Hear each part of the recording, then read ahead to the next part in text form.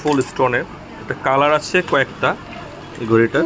এই যে 4 colour, green side stone, এটা হচ্ছে হোয়াইটের হালকা বেবি পিঙ্কের মতন কালার, আটটা কালার আছে।